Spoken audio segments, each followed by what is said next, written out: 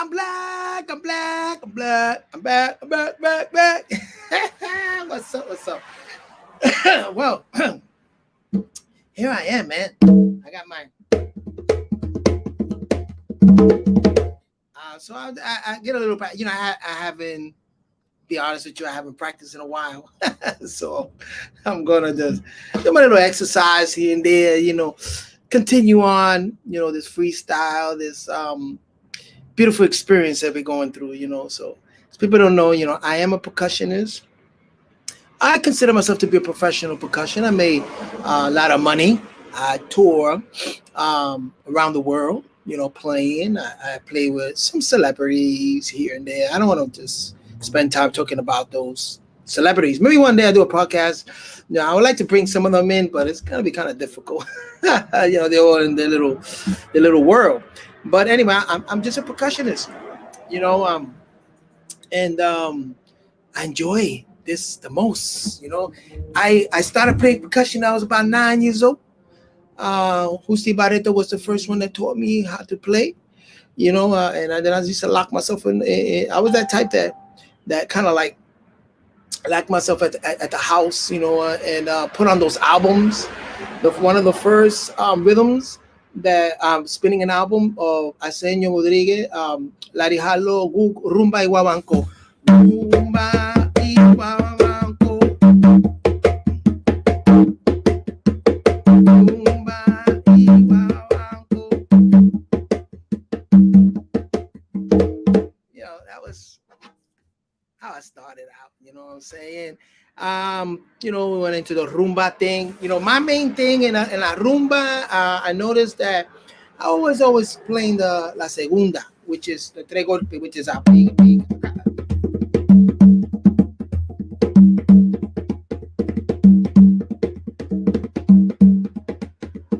There's many variations that I used to use. It all depends on, the flow, If you got somebody that's schooled in the Cuban rumba, then I can add that bass to it, like bing, bing.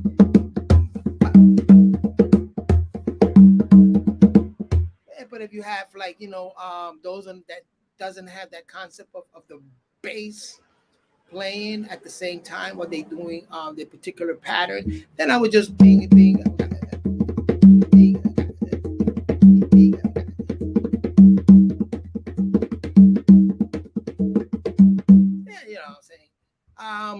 Also, during school, I learned about rudiments, double, regular rows, right? Double row, 5-stroke row, 9-stroke row.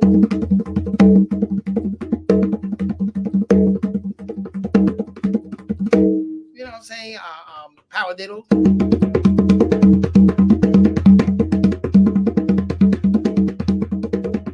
Double paradiddles.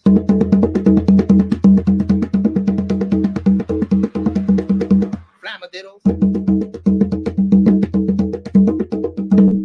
And maybe other variations. Just and as Ansar, may he rest in peace, Fatah, in front of the fruit stand. And for those of you might remember, I was one of those brothers that were in front of the fruit stand, and me and Fatah would be playing drums, and playing. One of the rhythms that our master teacher, Pana Noon, taught us was we used to do that rhythm a lot. And then another part would be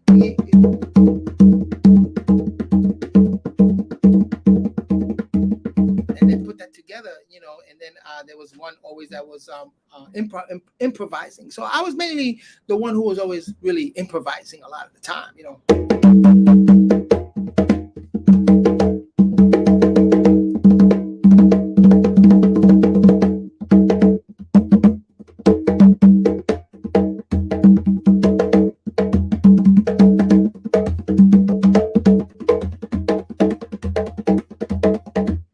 My hip hop stuff started coming in later years with the funky 4+1 more. Yeah, man.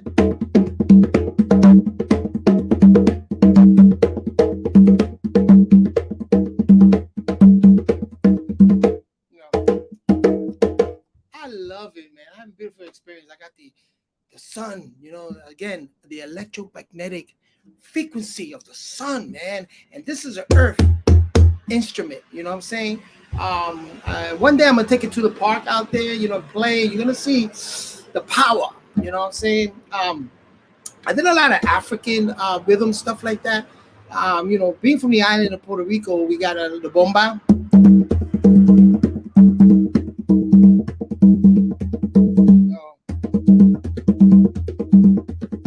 A lot of African stuff.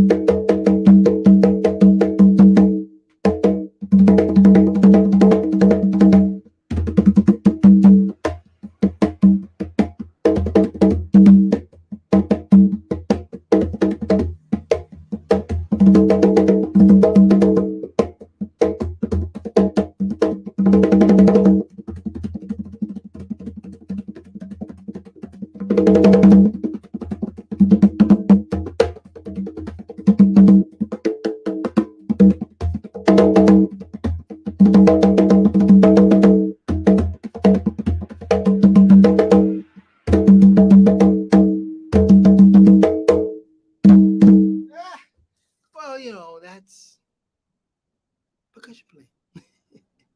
Having a good time. So just wanted to say, what I'm saying, this connection, again, connecting to the electromagnetic forces. Also, the reciprocal is the earth magnetic field, in which you deal with genetic blueprint and ancestral patterns. You know what I'm saying? Then my DNA. 52% of it is from the Iberian Peninsula.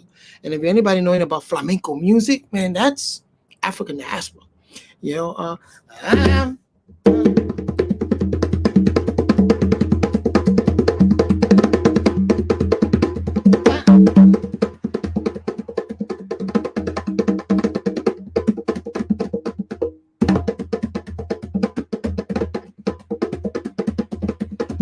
that's that flamenco.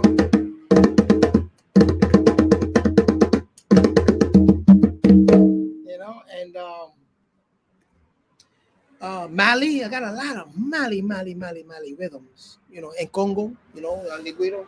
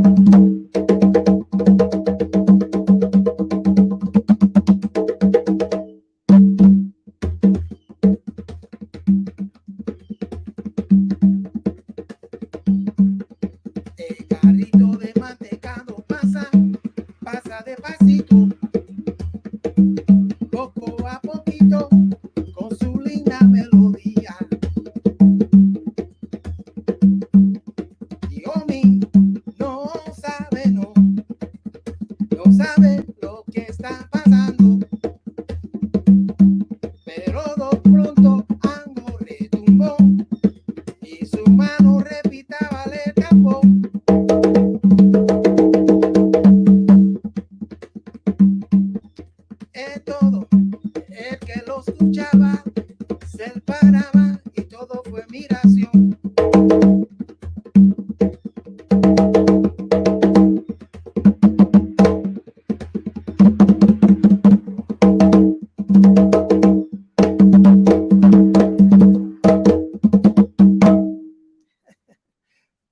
like that.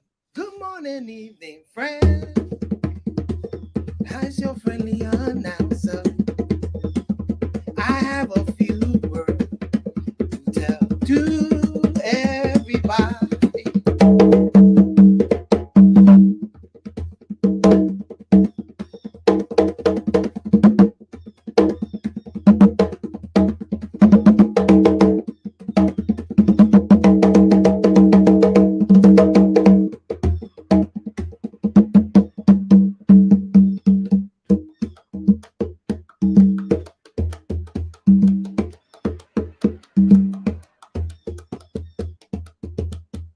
Yeah. So, just out here enjoying the weather. And so, like I was saying, about the connection, and with the and those electromagnetic forces. I don't have any singing bowls, but I gotta get me some singing bowls. Start my day out like that with the singing bowl. Who's this? What's up? GG77. I don't know who you are, but hey, it's a pleasure to meet you. GG77. GG77. Eres tu reggaeton.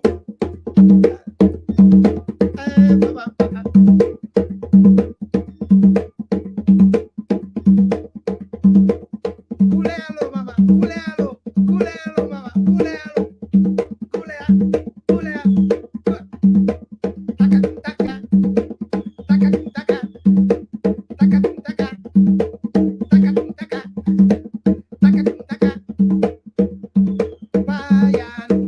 Pana bayano. Bayano. Oh, Tony. Tigrita. That's you, bro. How many names you got, bro? Oh, that's a YouTube. I hear you.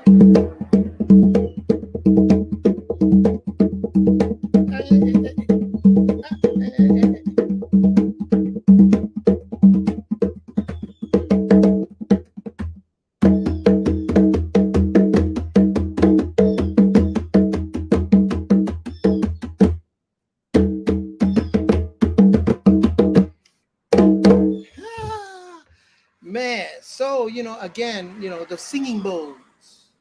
I like to get into some singing bowls, get those frequencies in, and then also the conch shell.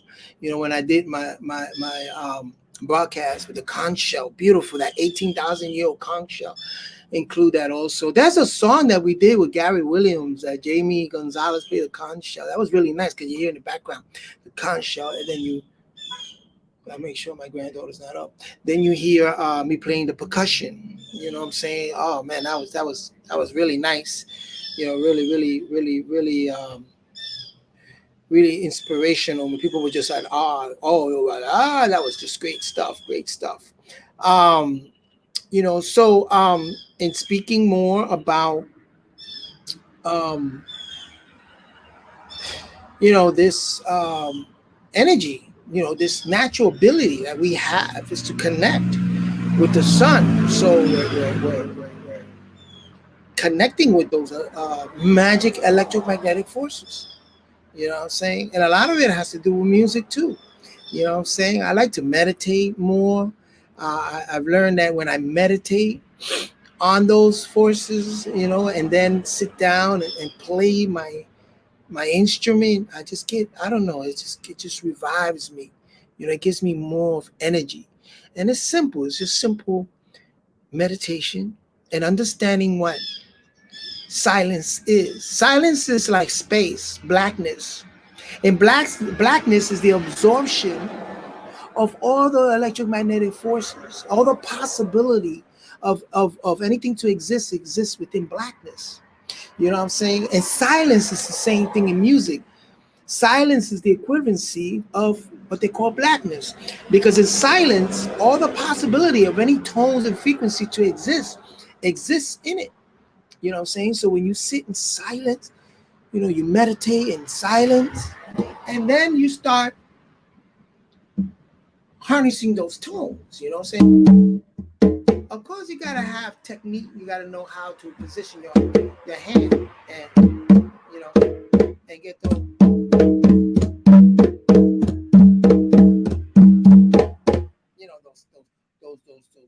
muffled snaps, right? Right? Those open slaps, open tone, your muffled tone, and your bass. See? All right.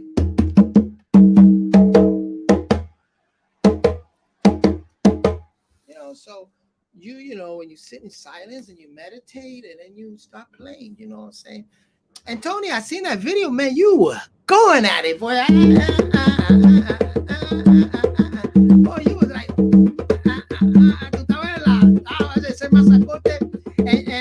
and you was just like, ¿qué te metiste, ah? ¿Qué te metiste? What did you have that day?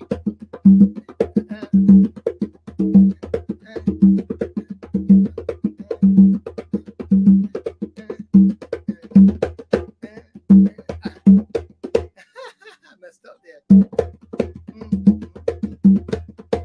I like to throw the.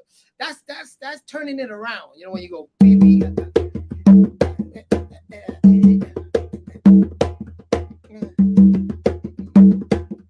Yeah, those are techniques. What they call ataques. You know what Giovanni call them. We call it attacks. You know, certain attacks that we do. You know, I'll switch things up. Yeah, in a moment. You know, so yeah, you know, I'm a percussionist, and like I said, that's what I like to bring to the Sabian culture too. You know what I'm saying? That drumming. You know, I want to interview a couple of drummers. I know this young this sister that's a drummer. I mean, what I heard, I said, "Whoa, she got it." You know, great job. I mean, so she said, "Oh yeah, I like to drum, and I drum, so that's great." And I would like to connect more. You know, I want to once I take a visit to Brooklyn, meet a couple of brothers, have drumming. A lot of them usually stay on that beat, you know, but there's nobody doing no improvisation, which is very important because if you have somebody, if you got the sisters moving and dancing.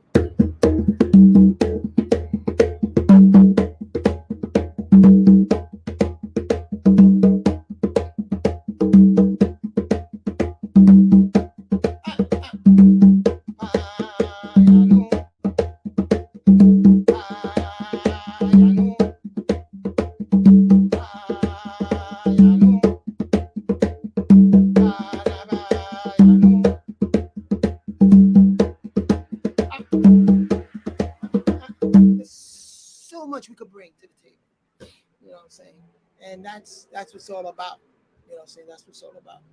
You know, so, what I wanted to do here.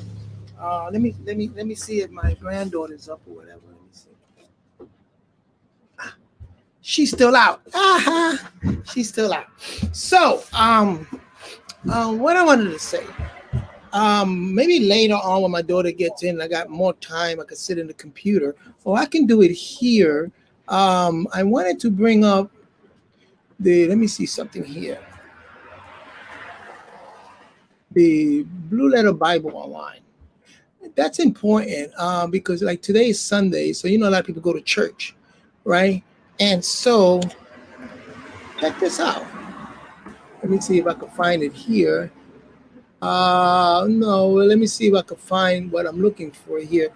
And that's in Psalms. Here we go.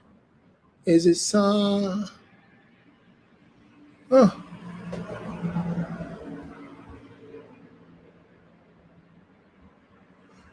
Psalms 11, but I don't see it here. Let me look up Psalms 11. Let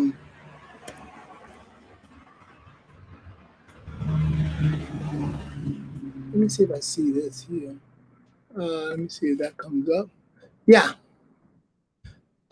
Check this out. Let me share this. Check this out. Let me share the screen here for 1 second. Share the screen. Share. Here, Chrome tab. Here. Let me share this. Okay. You see that? Okay. This is the Blue Letter. I like the Blue Letter because the Blue Letter, Blue Letter gives you what they call the Bible Concordance. So it gives you the Aramaic equivalency, the Hebrew equivalency in the words. So here's something that's very interesting. That I don't know. I mean, that I wanted to mention this to a lot of brothers and sisters here. That it says here. Let's read it first without the Bible concord. Let's just read it first here. Let me see. Here it says, "And for the Lord God is a sun." S-U-N, doesn't say S-O-N, is a sun, a shield, and the Lord give grace and glory. No good thing will be withhold from them that will walk uprightly. Very interesting. I love this quote. And then when you go into the Bible concordance, you got Elohim, right? And you got a son. So Jehovah or Jehovah, Elohim, right? Shemesh or Shemesh. And the Megan is a seal, right? Shemesh. So it doesn't say that it's a likeness of a son or it appears to be like a son. No, it's saying it's a sun. And the sun is your electromagnetic forces. So that's when I say when I talk to people that are very invested in the Bible and stuff, and they use the word God. Sometimes you have to, before you engage in a conversation with anybody about that, you have to really you have to sort of like ask them and come to some conversation as to how you define what God is, because God could take on many different forms. I mean, let's in the dictionary. Let's bring it up in the dictionary. Let's see. If you look up the word God, let me see. G-O-D, God, right? And you Google search God. Okay. Oh, this is crazy. This is crazy, yo. This is images, news, video. Oh my God. This is the God of the Google. This is Google God. Let me share that with you so you can see what I'm looking at. Let me see. Stop screen. Let's share this. Share screen. Share this. Chrome. Look at this, bro. This is shocking. Look at what God. Look at that. Are you looking at that? And all I did was Google the word God. Look at what they have. Oh, wait, sorry. All I did was Google the word God, and look what comes up. All these images. This is the God that they're talking about. You know what I'm saying? Look, this is God. This is what's in people's mind. This is what they push. You know what I'm saying? Now, is this the electromagnetic forces? Or is this just God, a man? And if he's a man, he has eyes, nose, he has a mouth, right? He speaks. He also has he has the butt that he could sit down. He could sit down on the throne. You know what I'm saying? He has a butt. Sit down on the throne. This is the God. You know what I'm saying? So some people have this type of definition in them. And then some people they know about God. Gumar Az and the Bad. Maybe I should bring that up. Should I? I don't know. Let me see. Let's see if I should bring that up. Gumar Az and the Bad. Let's see. Let me see if I can take a Gumar. No, I spelled it wrong. Gomar, right? Az and the Bar. See, Gumar, Az and the Bar. Google search. Where it came, Gumar, Az, the Bar, the modern alchemist. Here it goes. This is what I'm looking for here. Look at this. So some people have this definition. Let me bring that up. Let me bring this up. Now look at this. Share that. Look at this. God as an acronym. Do you see that? Yeah. God as an acronym. I'm going to put this up here like this. As an acronym. Gumar Az and the Ba is a singular coincidence. What the hell is this? Okay. Hybrid have preferred and the top layers. The Ay, spring Dios base mío. also is Yeah. Okay, Gomara is a singular coincidence worthy of thought that the letters composing the English name of deity should be the initials of the Hebrew words wisdom, strength, and beauty, the three great pillars of the metaphorical support of masonry. They seem to present almost the only reason they can reconcile a mason to the use of the initial G. So this is we're talking about masonry with the G, the letter G. When you look at the mason symbol, so this is when some people have this definition of God. You know what I'm saying? They have that definition of God, and that's using with acronym, Gumar, Az, and the Ba. And then also you have God, that which is in control of things. You know what I'm saying? So you have to determine where is a person thinking about. So if you have a conversation with me and you tell me, well, I'll tell you, and I'll use God in lack of a better term. But the best term to use is the magic electromagnetic forces, which is the sun, coming from the sun. That's all around us. That is what controls everything around us. That is the energy behind movement, what moves things. You know what I'm saying? That is absorbed in blackness that creates a vacuum, and the particles moves within there. You see, those are my lenses. That's how I would look at it. You know, so if I was to have a conversation with someone in terms of, you know what I'm saying? So to connect, so they say I connect with the Most High. What? The Most High frequency. Because when you say just the Most High, you know what I'm saying? Look at the word, you look at the Most High, that's inconclusive. You got to conclude with the Most High what? The Most High frequency, the noun. The Most High frequency. You can't use the Most High as a noun. It's all adjectives and verbs. It's describing something that it's most high. It's describing where it's at, right? But the frequency is what? The noun. You know what I'm saying? So when you say the most high frequency, and in lack of a better term, in English, we use God. But people, use that loosely. That's I shun from conversation like that. You know what I'm saying? Because, I don't believe in God. I know God. I know what God is. I know how the different terms that you can use God. You can use it as an acronym, as I showed you, Gumaras of the Bonds, or you can use it as an image, and you can see it, a European image of a man with long hair, robe, you can, or a God, or he's a God. He's a God of earth. He's a God of water. In Yoruba, the God of thunder, Thor, or Ogun, or Batala, the Father high up, Oba, Father, Ta'ala, high, Father up high. You know what I'm saying? A father, pater, a father, a papa. So to have that conversation, it goes in length. You have to define it. But people, I find that people, which I'm going to segue to this debate that was supposed to happen. Man, I hope Sonetas is listening to some of these broadcasts, and maybe I should just shoot it over to him this broadcast. That was a shame. I mean, and then the back and forth. You know what I'm saying? And again, the reason why I brought up the subject of the detritus of the spiritual debris is because when you use language, obscenity, and you use toxic language and cursing and stuff like that, you're throwing a stink bomb into the environment. That's a spiritual debris.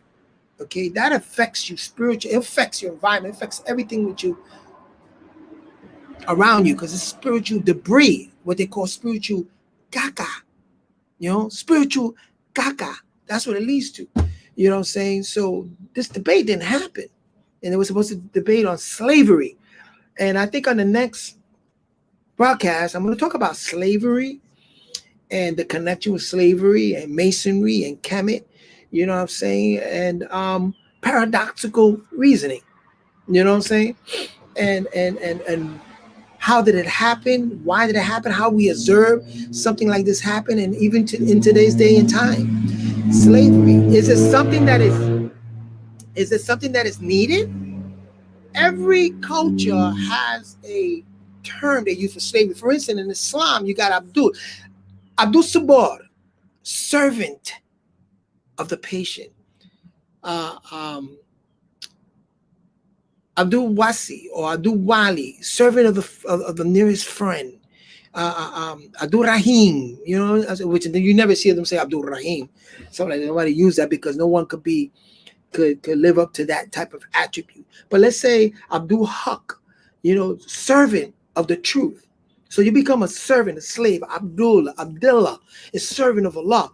So in Masonry, also, without revealing certain things in Masonry, there are rituals, and it teaches you about how you are servant to your brother, and you're holding him through a cable tall, through a rope around his neck, and you holding up to the rope. There's a rope around your neck, and that brother's holding it, and you're marching down. And you see these figures, these things in Kemet, because it's like the group or the organization is built upon that, creating slave to a principle. Like we are slave to the American principle, or we're servants to that's what citizen is. We're servants to a political dogma, a political doctrine. We're slaves to that. We're servants to that because it keeps things in order.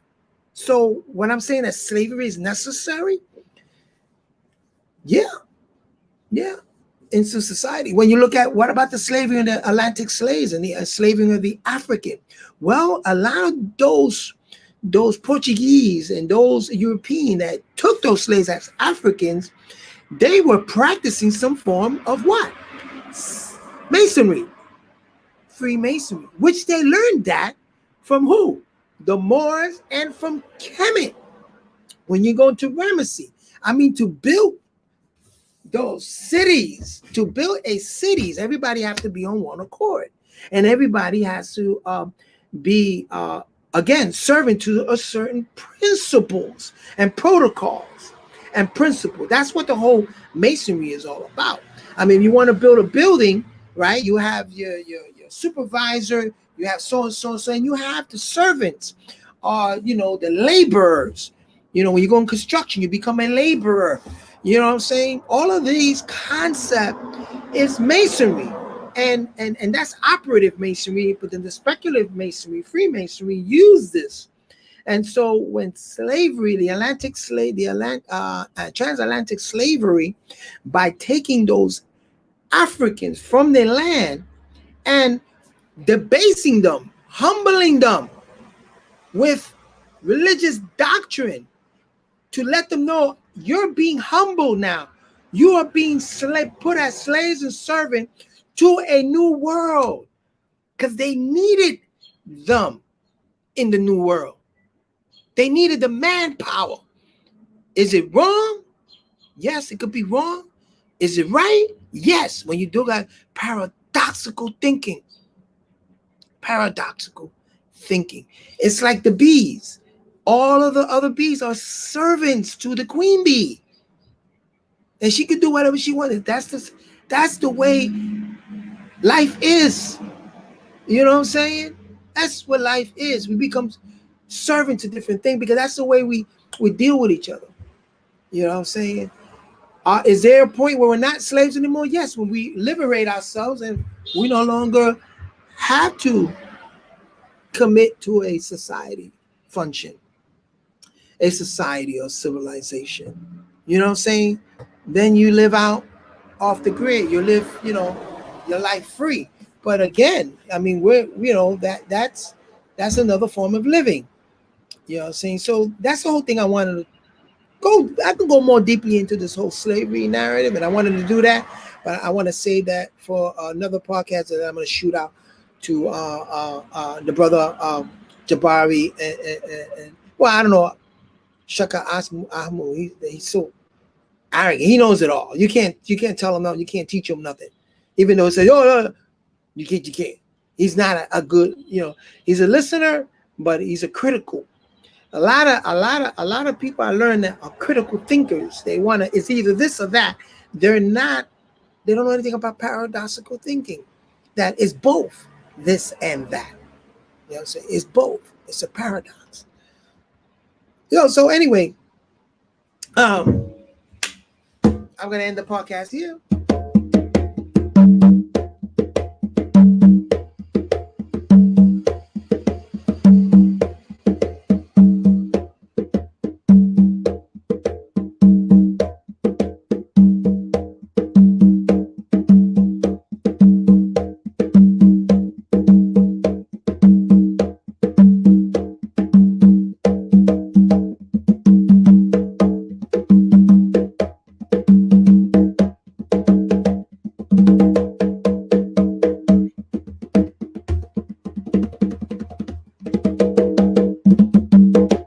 Anyway, it is what it is. Peace and blessing, and I'll continue going on. I gotta see if my grandbaby is up. You know what I'm saying? But I'll bring up some more conversation. I'm doing this practically all day. You know what I'm saying? Going on and off, on and off. Um, I hope in some way that what I've been presenting is beneficial. You know what I'm saying? It's words of kindness. It's sharing information, sharing talent too. Hey, take out those drums, man. Let's get back to the beach. Let's get back to la rumba, man. You know, I had a brother telling me that you don't see no more rumbas up there in New York, in the Bronx. Are you kidding? The time that I grew up in the 60s and 70s and even in the 80s, there was rumba all over the streets, man. And we brought that rumba in. But I guess when we all spread out and we moved here and there, there's no more rumbas out there, man. You know what I'm saying? We started doing it in Orlando, Florida, and then they took it all the way to the point where Islands of Adventure. We started doing it in Islands of Adventure, City Walk, and Islands of Adventure, and in Disney. You had not rumba like the way we know it, but the rumba, Festival Medina, and Calle Orange, and Calle Ocho. I did rumbas out there in Miami. So, I love that. And remember, rumba, the word rumba is also a Moorish concept. Also come from the mulattoes in Spain. Okay, rumba, la mujer de la noche, el rumbón. I know when we play rumba, somebody bring a bottle of rum, rumba. They bring a bottle of rum, place it there, and some honey, and you over here, sha, which is also spiritual debris. You know what I'm saying? So it all ties in. You know what I'm saying? But then we would play that rumba.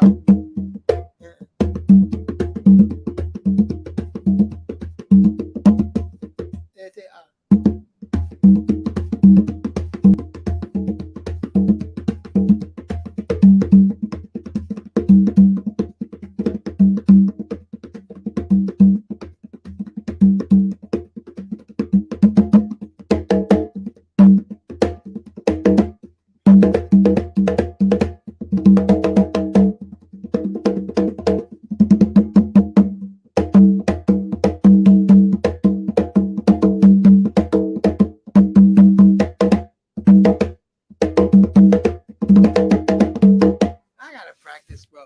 You know what I'm saying? I gotta just stay home and just practice. Anyway, much blessings, peace and blessings to you.